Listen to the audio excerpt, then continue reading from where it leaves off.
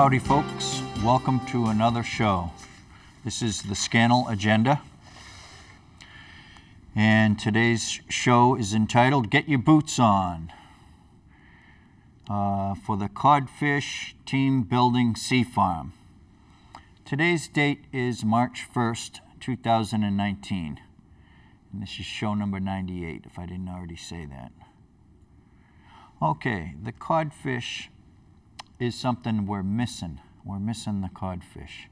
We get the codfish from, well, we get a different variety of codfish from Alaska. So what I'm talking about here for us on Cape Cod is our own codfish that we're used to, which ranges from, let's say, I don't know, probably New Jersey area, and then up into Canada and into all the northern waters of Europe and Iceland, etc. So, there's, like scallops, there's a lot of different kinds of cod, but I'm talking about our Cape Cod codfish here. Now, we need to do a lot of planning work and prototyping if we're going to bring these fisheries back. I'm a fisherman. I was asked if I were a fisherman. I was on C-SPAN the other day. So let's watch a little clip of that. It was nothing else. We're controlled by them. The Pendergast family put Truman.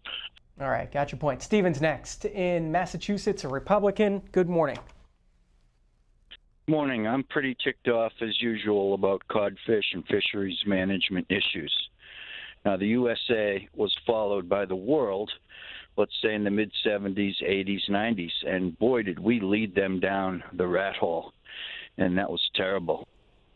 So we need good fisheries policy, and Trump doesn't understand, although I am a big Trump supporter, he does not understand the public resource management balance sheet. He understands private balance sheets. But what USA can do with Canada, with Russia, with the Caribbean and Mexico is do deals that are similar to a Seafarm or a communally owned farm, let's say, and then we would have so much seafood it would be ridiculous. Stephen, are you a fisherman up there in Hyannis? Well, yeah, I used to be. I call myself a fisherman, yeah. What do you do now? I do research and development on fisheries, and I have my own little TV show, but nobody here on Cape Cod listens at all. They think the answer is, well, what do the fishermen want to do? What do the fishermen want to do? That's all people think. And they don't go to the deeper level. And who should be that deeper level, Stephen? Well, you need a system designer to design such a system to say, okay, how much codfish habitat does the USA have? How much codfish habitat do the Canadians have? And then you allocate the poundage rights based on that. And therefore, then you have competitive cooperation, and everyone is getting their fair share and nothing more, and the paranoia goes away, and our fisheries can thrive. How much do we have right now compared to say, Canada? We buy all our codfish, essentially, now from Iceland, if you like codfish as I do. And my mother boycotted when it went to 35 cents a pound. I remember I was with her. I was 5 or 6 years old. She went down to the market and yelled at the guy who sold the fish, and he said, it's not my fault, you know. But were your mother and father in the fishery industry as well? No, they were from the city, and they met during World War II. My mom was an Army nurse, and Dad was in the Navy, and he was injured. And then they moved to Cape Cod in 1952, so I'm kind of the see, my deal is I went to town meetings when I was a boy because my dad was very political, so I always thought this is very wrong that fishermen are taking over these fishing rights in this country and that the whole world followed this thing. Well, fishermen are like a barking dog chasing a car. Once they got the fishing rights, they didn't know what to do with the fishing rights. They didn't improve on one damn thing. So where does that leave us now, Stephen? Well, the habitat is 95% ruined because our systems, unlike a Seafarm system or my market quota system, unlike that system, they don't protect the habitat at all. It's a favor system. The people that were at the right place at the right time get the favor. They get the free fishing rights. They do nothing for these rights. And so incrementally over decades and decades and decades, the habitat has gone down and the stocks therefore follow and they go down. But we still ask, well, what do the fishermen want to do as a public? Stephen, thanks for chatting about it this morning from Massachusetts. Lewis is next. Okay, wasn't that wonderful? Thank you, folks, for watching that and suffering through that. Now, I did say that what we have now is a system of the favor. You know, that's basically our fisheries system, because public has a problem with granting favors, generally. And people ask for favors and they get favors. Okay, so let's turn that around and we'll go with a Seafarm system, because, you know, if everyone at the farm were asking the farm owner for favors and the farm owner said yes to everybody, well, the farm would be owned by the bank very shortly. So that's our situation. Our fisheries are basically bankrupt. The people that have done well in recent years, let's say from the 70s, mid-70s to now, are the people that jockeyed for position politically and got the favor or these permits or the fishing rights, and then everyone got locked out, because that's, I guess, what Cape Codders want. You don't want your kids in high school to be the fishermen. You just want the fishermen to be the people that got a hold of all these fishing rights, right? Is that it? I mean, that's what happened, and it is very stupid that we on Cape Cod went along with it.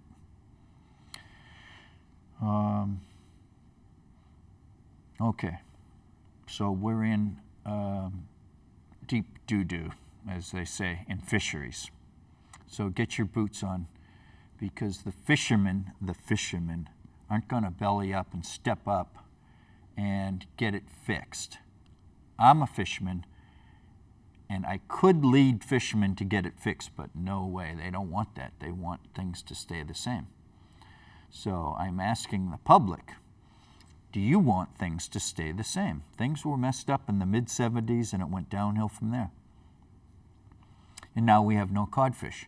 So now we need to do a rebuilding of the cod fishery and several other fisheries. And when I say cod fishery, well, that could just as well mean halibut. I remember when I was a lot younger fishing on the northeast peak of George's Bank, which now belongs to Canada. The line was drawn. Reagan asked the World Court to draw the line. They did. And we lost that beautiful ground there. Which, right or wrong, okay, that's the way it goes.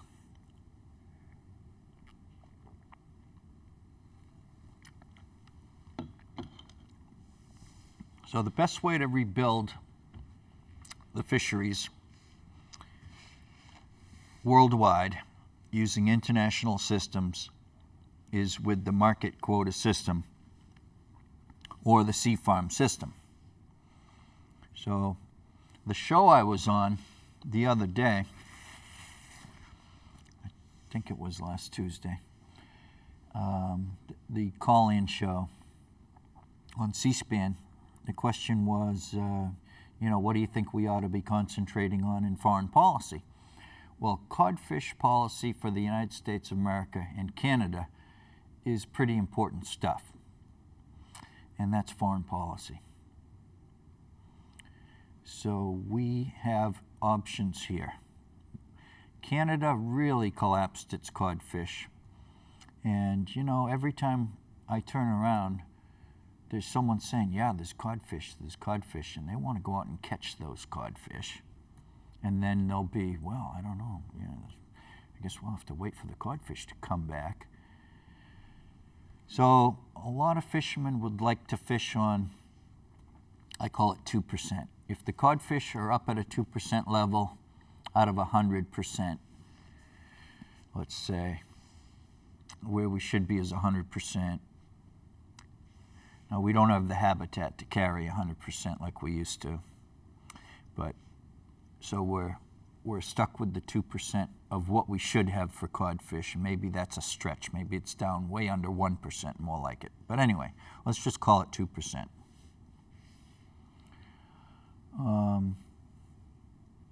So internationally,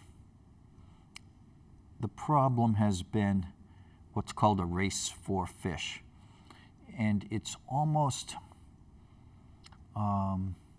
impossible to avoid.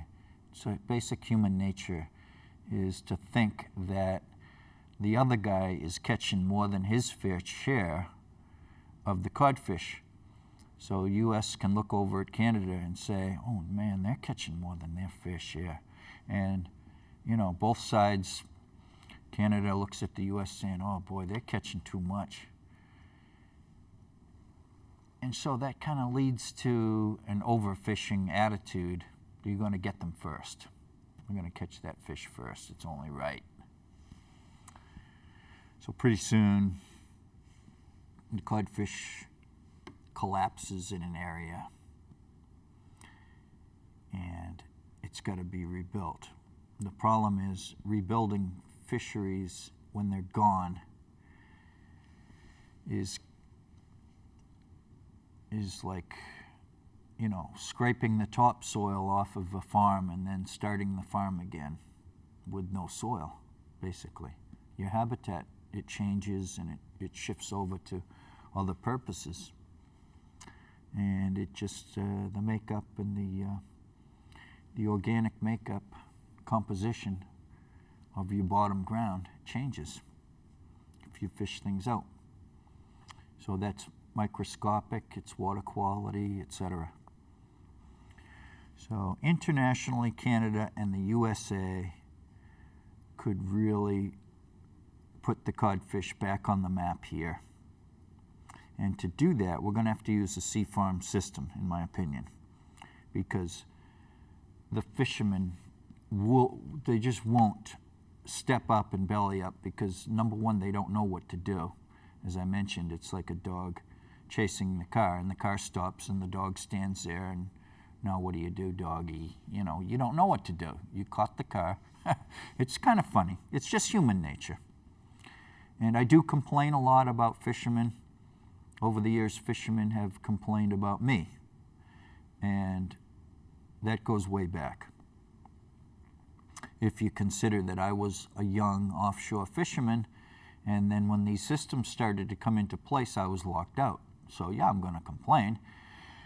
The deckhands were locked out, and the people there, the boat owners, etc., they gobbled up the fishing rights.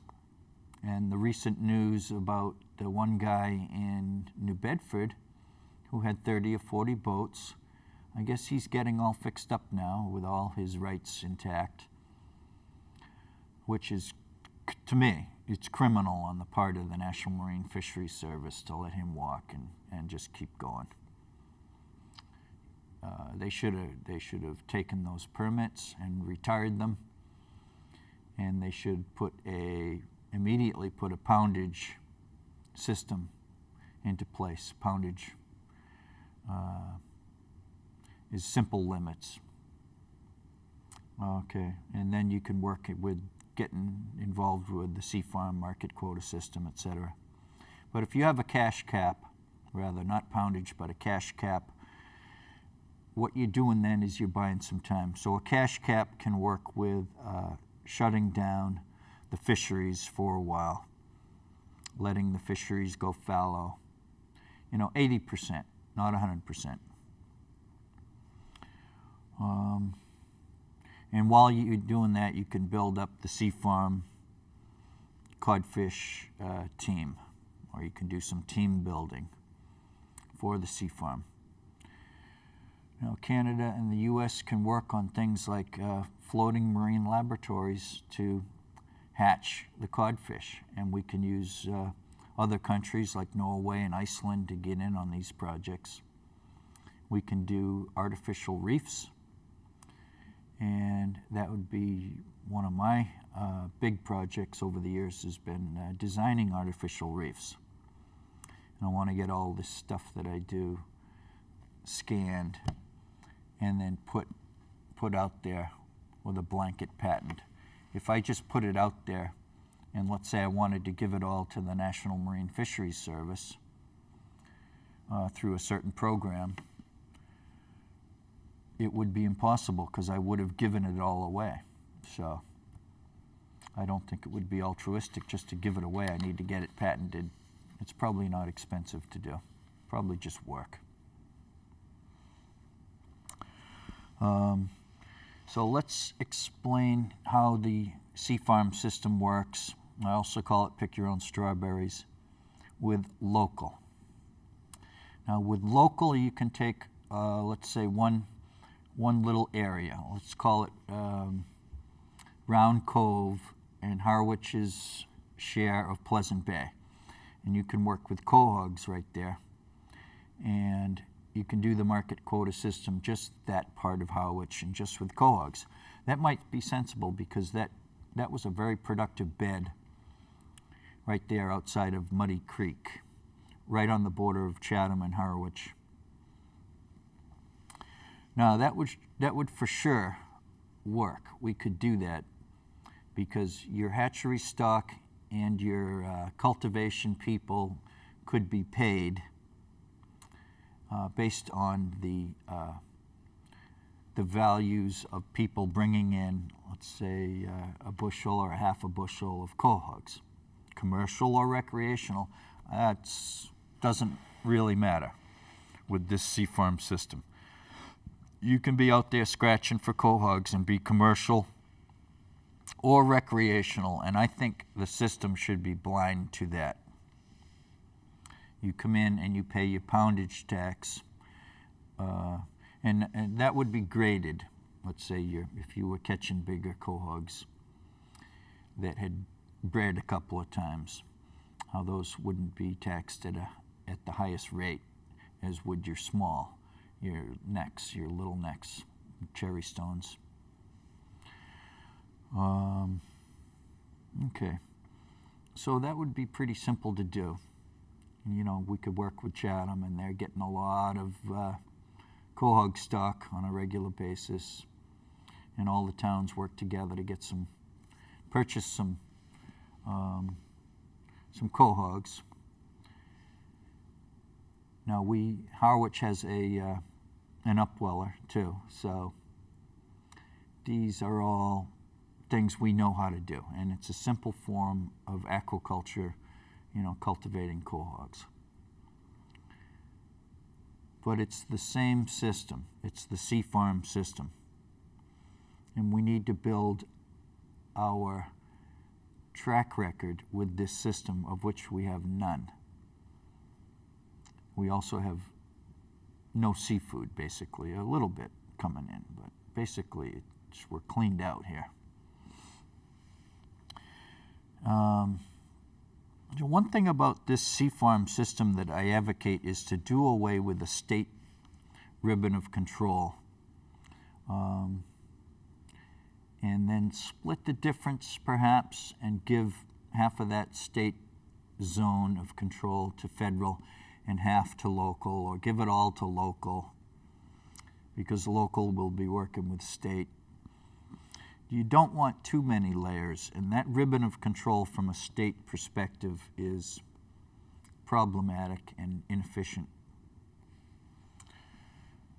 So if you have federal and then local, I would recommend that, and dispense with the state controls.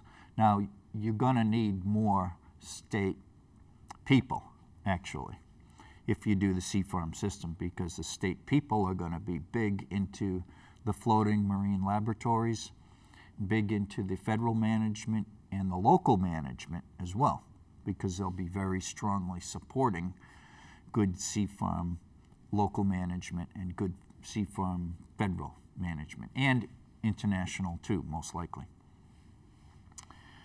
So the state here in Massachusetts could have a big program with UMass and the community colleges and do a Seafarm 101. And then it could get into it from there, 101, and it gets quite involved. And then your state marine laboratories, of which I do recommend that the states have their marine laboratories. Of course, these will be working with education and working with UMass, et cetera, to churn out these technicians and workers and marine biologists, et cetera. So federal also can and should have marine laboratories, floating marine laboratories as I call them, and that might be a land-based codfish marine laboratory that I have designed for Sconset at the old Loran base over there in Codfish Park area.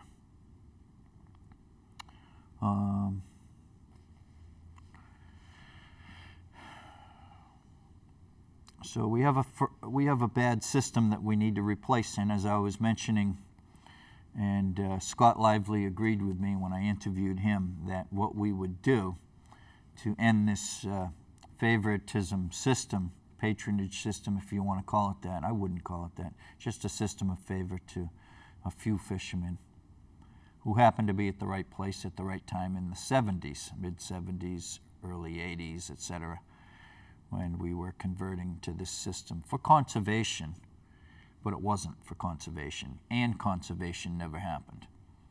There was no conservation written in the deal. It was kind of a stupid deal to give it to the fishermen because the fishermen said, give us the ball, and then we flubbed it.